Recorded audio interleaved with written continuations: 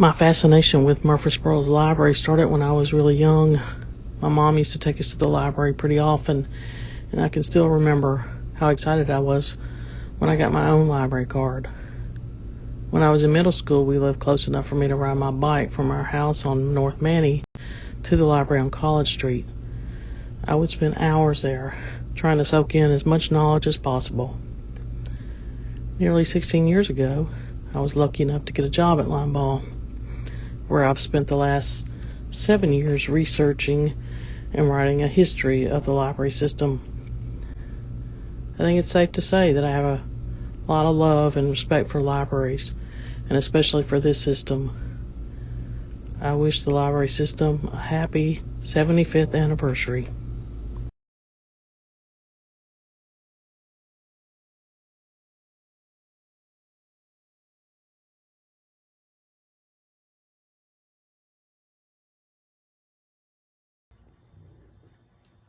Yes, my name is Bill Wilson, also known as Mr. Murfreesboro to you folks in social media world.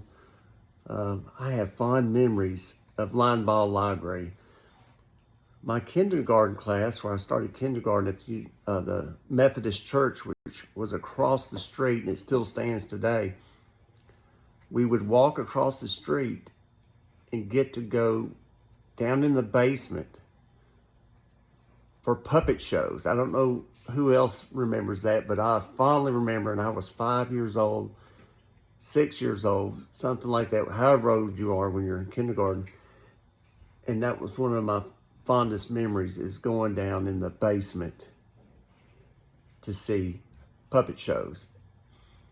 Some of my other fond memories were the Rolodex, or the cards you would go to look up books. And I can remember doing that. Of course, everything today is a computer. And I would always check out books about people, biographies and stuff, like Kit Carson. I don't know why I did that, but I did. And our computer back then was the encyclopedia, and that was how we learned about things. That was our Google, or our Siri, if you want to sort of speak. But yes, I have fond memories of Linebaugh Library. That's where my knowledge began, with books. And anyway, congratulations on your 75th anniversary.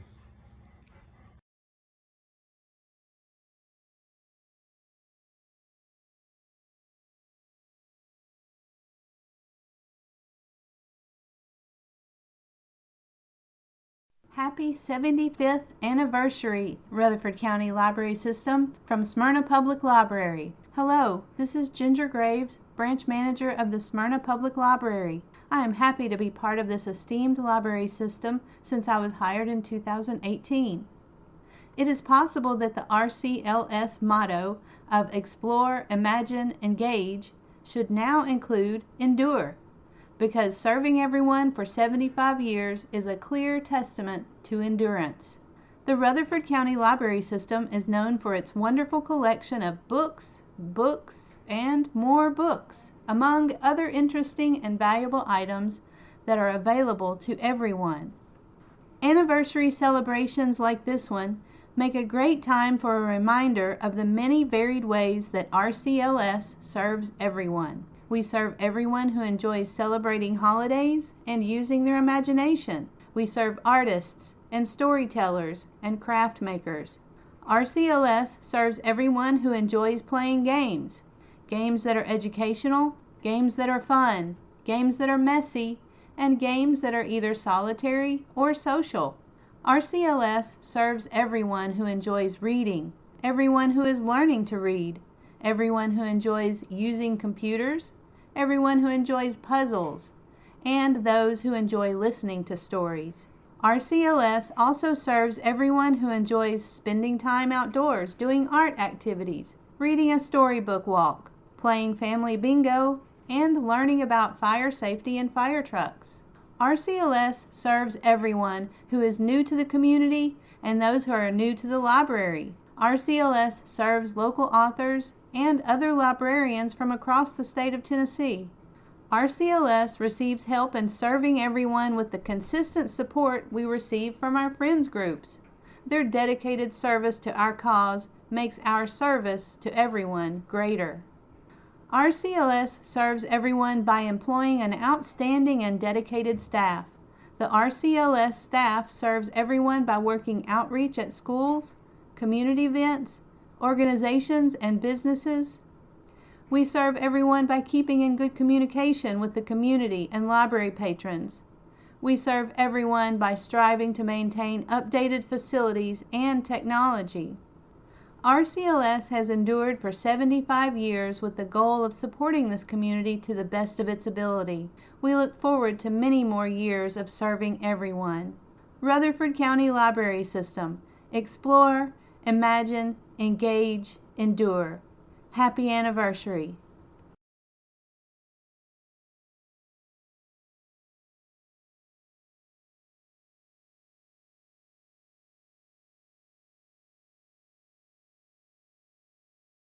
The House Where My Friends Live. Memories from Jean Allstat. Over a half-century ago, I began the greatest adventure of my lifetime. It was an adventure to find the house where my friends lived. The adventure started one day as I left my home on Ewing Street. We, my mom, my big sister, and my little brother, holding hands, turned left and moved slowly down the street to the old Boy Scouts log lodge. There we cut diagonally across the vacant lot.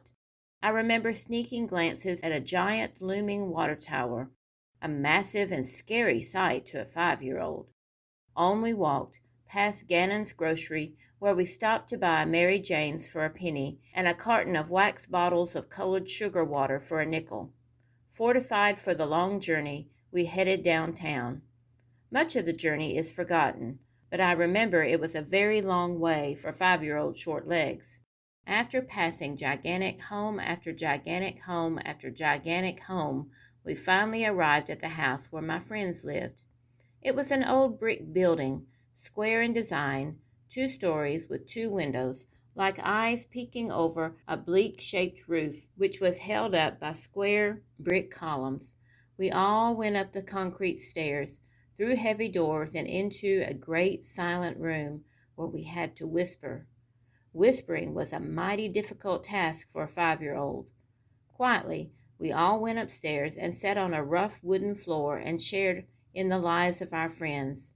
This was where I met my earliest friends, the Small family, Mama, Papa, and their children. After an hour or so, we would take our friends home by the armload, along with the Smalls. Celeste, Barbara, and their son and daughter went with me most often. Every week, without fail, my brother rode home on the Little Appaloosa. For many years after that, the nice lady in the silent room still called my brother the Little Appaloosa. One day, my friend's house moved to the old post office building. Although renovated, the building still looked like it was a post office building. It was a rectangular structure with 3 arches supported by columns. Back then, I was unconcerned with the building's appearance. All I knew was it had much more room for my friends. It was to that building that we began to ride our bicycles every week. On our way, we buzzed past the same gigantic homes, now somehow much smaller.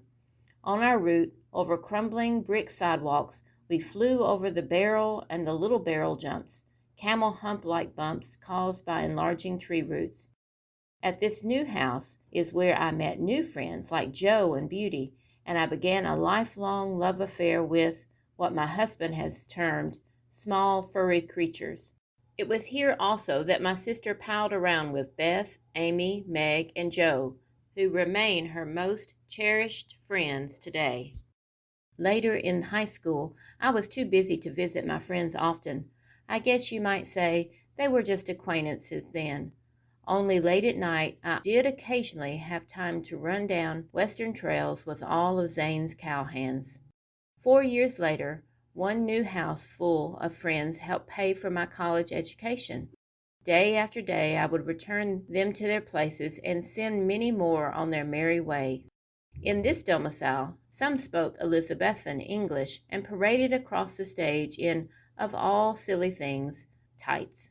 Others chattered away in French, and I struggled to understand them. But my favorite companions were Jim, Scout, and their father. They were the ones who convinced me to choose a profession that would allow me to take my friends to work with me every single day. Over the years, sometimes my friend's house moved, other times I did the moving. I met Bilbo Baggins in Florida and traveled to his hobbit hole in Middle-earth and helped his nephew climb toward Mount Doom. Even later, in another abode in Maryland, I apprenticed with all the great and not so great detectives and laughed the hardest at the most bungling efforts of bounty hunter Stephen Plum and her spandex-clad sidekick Lulu. While I was away, at home, my friends packed their bags and moved once more, this time to a handsome brick mansion adorned with flags. Today, 65 years since I made my first journey, I went again to a house where my friends live. By now, I am sure that you have guessed that these houses are libraries, and that my friends are all those characters who live in their books.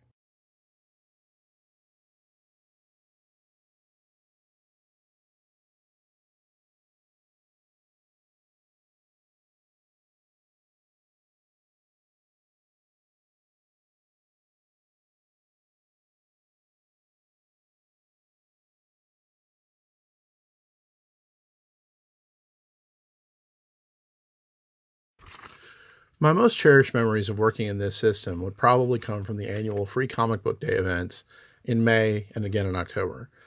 There's all the fun stuff like 6-foot Minecraft Steve, Archer's Alley, the Wookiee cookies, arcade games, cosplayers, and the big giant pumpkins, to the deeper stories like the sick kid whose grandma said that he smiled for the first time in months when he came to our event, and the Marine who sends comics to his guys in the Middle East year after year.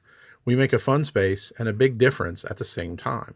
It's a loud, chaotic, messy event. It's full of music and movies and fun and games, and most importantly, free comics, which are sometimes a kid's first comic and sometimes it's their first book of any kind. To be able to do that year after year, it's a good work that I wouldn't be able to do anywhere else.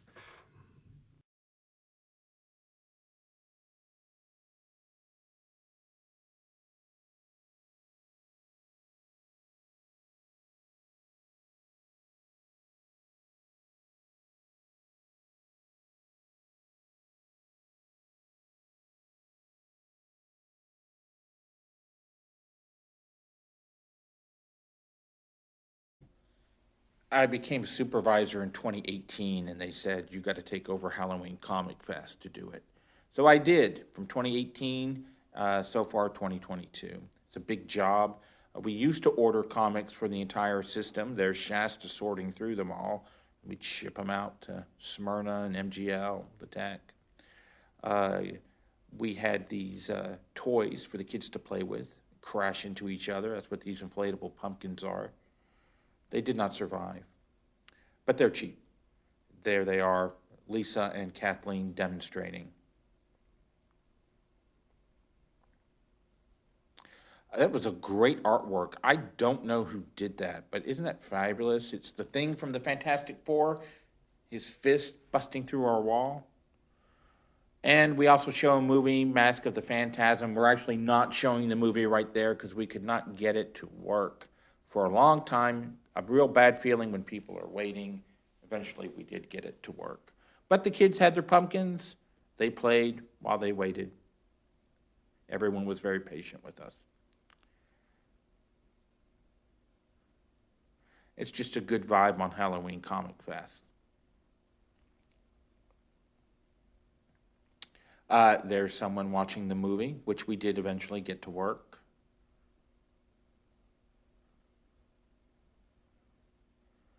There's Haley. She's a former employee. We encouraged staff to dress up that day, and she did. And there she is, having a little candy. There's another Haley who's still with us on our staff. She dressed up last year.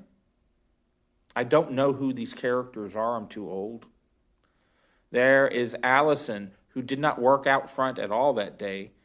She worked in the back. The public never saw her, but she still had the Halloween spirit. as do these children who dressed up and came and got some candy and some pretzels, some comics. We sort the comics out according to age groups. There are some people standing in front of the comic station. It's a pretty good crowd at the moment there. We usually give most of them away. There's our volunteer Max, who worked several years. He also does Free Comic Book Day too. And Jenny and Ariel, they gave up their day off to be there. Our video arcade that was funded by the Friends of the Library and built by our friends from the tech. There's Mike and Rick who come in and people say, draw me doing this, and they do it within reason. Garrett suggested costume contests, so we have these trophies from B&B Trophies, and we give those out to people with snazzy costumes. There's one participant. Some of the costumes are made, some of them are bought, and really it's just how much you enjoy yourself. I enjoy seeing these photographs, and the kids are real happy. You know, it's fun pretending to be someone else every once in a while, isn't it? Especially if you can shoot webs out of your hands like these two children.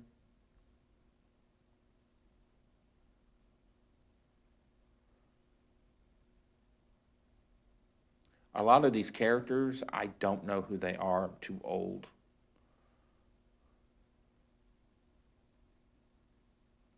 I don't know who that is, but I think it's a great costume.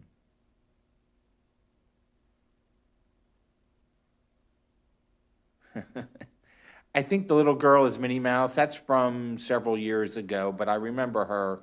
I remember seeing her walking around. She was just adorable. Harry Potter, always popular. Harry Potter, I recognize.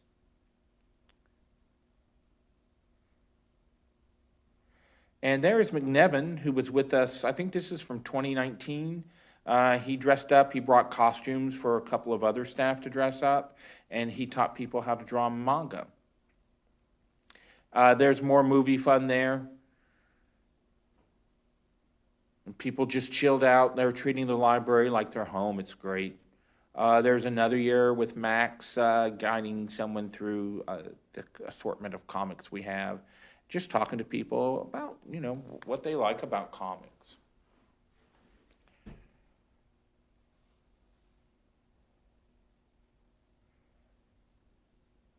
And there's our great Queen of Hearts. And she actually came in, they were doing an event last Halloween that had nothing to do with the library. We had all sorts of Alice in Wonderland people. I want to show you this. It's Who's Your Hero? You'd think it'd be Superman or Batman, and you see maybe one or two of those, but overwhelmingly you get mom and dad and grandma and grandpa and your teacher and maybe you. You're probably someone's hero, don't you think? I bet you are. Wow. While I wasn't around when Limbaugh Public Library opened its doors to the public on April 1st, 1948, it has been a part of my life since the late 1950s. Never in my wildest dreams did I think I would ever be working there, much less have the opportunity to be the director. I'm Rita Shacklett, Director of Libraries for the Rutherford County Library System. My parents were firm believers in raising their daughters to be readers, not just for education, but also for pure pleasure. From an early age, I remember my mother taking my sister and me to Limbaugh when it was in the old Elks building on Spring Street, which is now the parking lot next to Beckman's Pharmacy. As you can see from this photo, my sister and I, along with a lot of other children, attended story time with Miss Haynes. We were there every week, not only for story time, but to bring home stacks of books. For me, it was mysteries and Bob's Merrill biographies. I took every opportunity to devour those books and could hardly wait to go the next week for more. I never wanted to do anything but work in a library, so after graduating with my master's in library science, I was fortunate to be hired by Limebaugh's second director, Briley Adcock. I learned so much from her and her successor, Laurel Best, about the impact a public library has on a community and its citizens.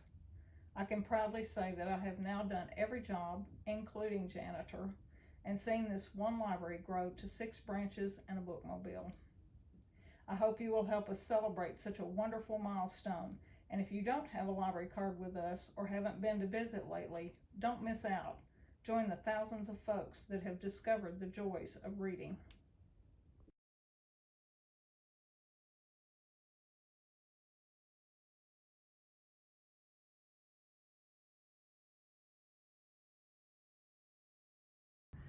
I'm Steve Cates. I was raised in the Cripple Creek community of Rutherford County.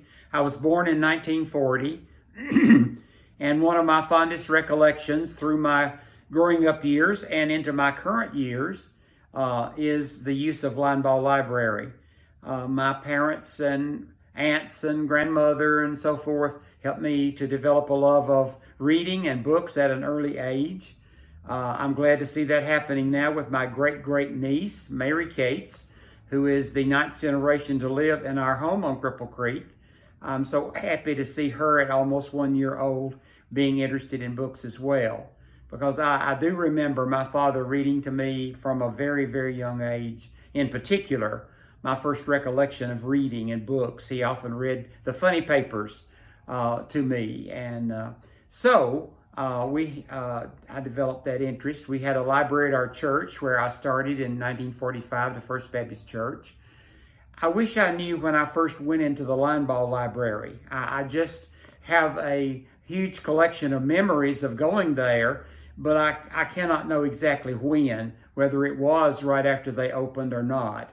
I know that my cousin on my father's side, Mila Taylor Parsons, gave up her job in the Rutherford County school system to be the librarian. She lived at the Nilewood Apartments, which actually was just a step or two across the street from the place where the original Linebaugh was placed.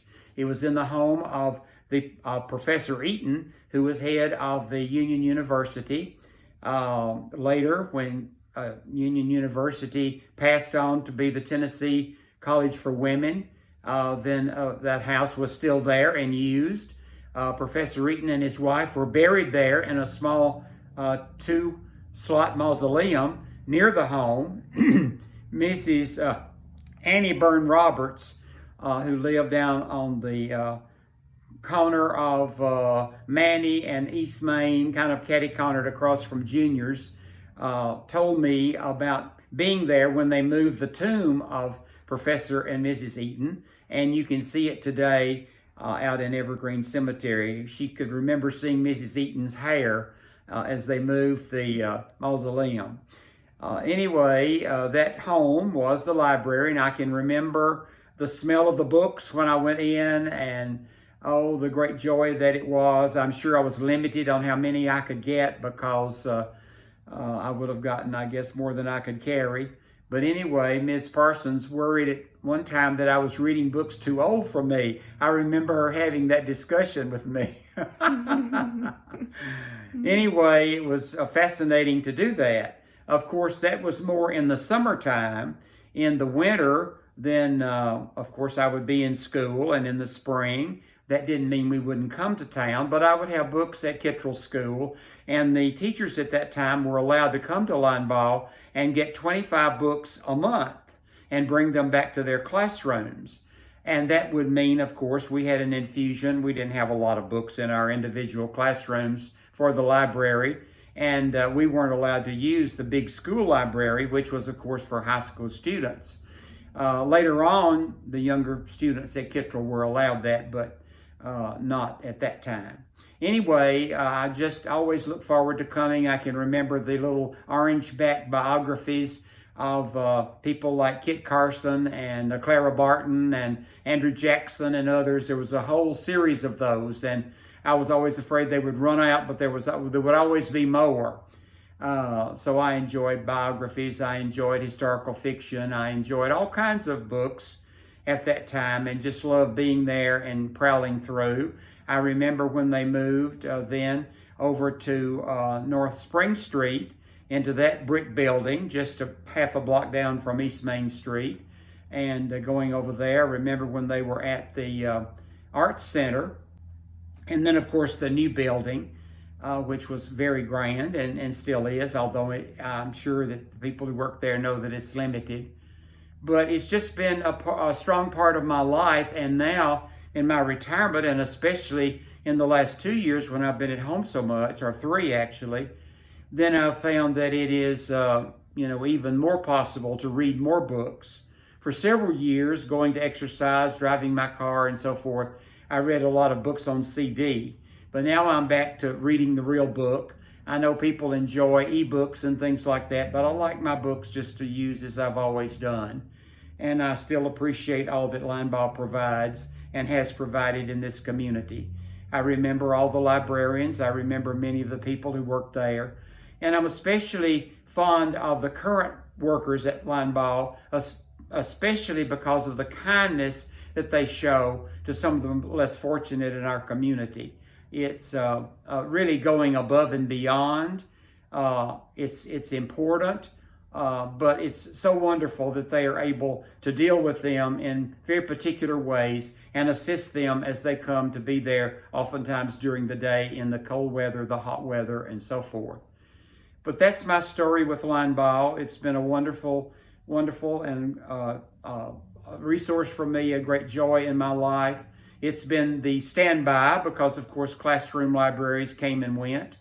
My church library was good up to a point. And also we had the Highland Regional Library, which I still remember Ida Reed, who is 99 today, drove the bus. And Ida was so short that we would see the bus go up the road and it looked like there was no driver.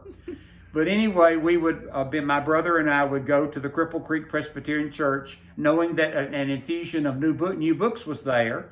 The church was not locked, and we could go in and choose our books and sign the cards and then take them home and, of course, bring them back and look forward to that again. So I had a lot of resources, but Linebaugh was my standby.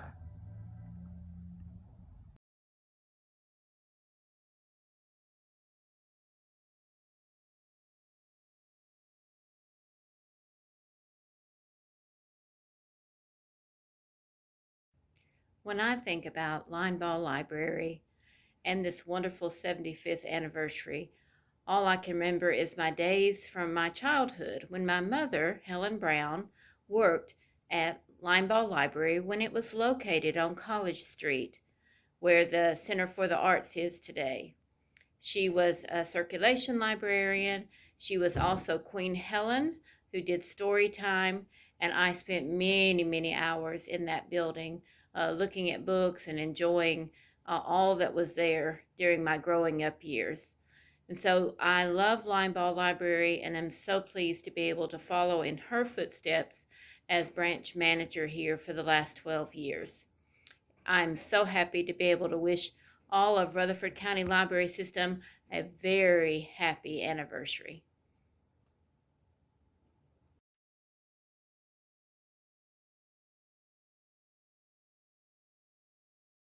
My time at Linebaugh began in 1998 when I responded to a notice in the Daily News Journal calling for volunteers to help with the 50th anniversary celebration.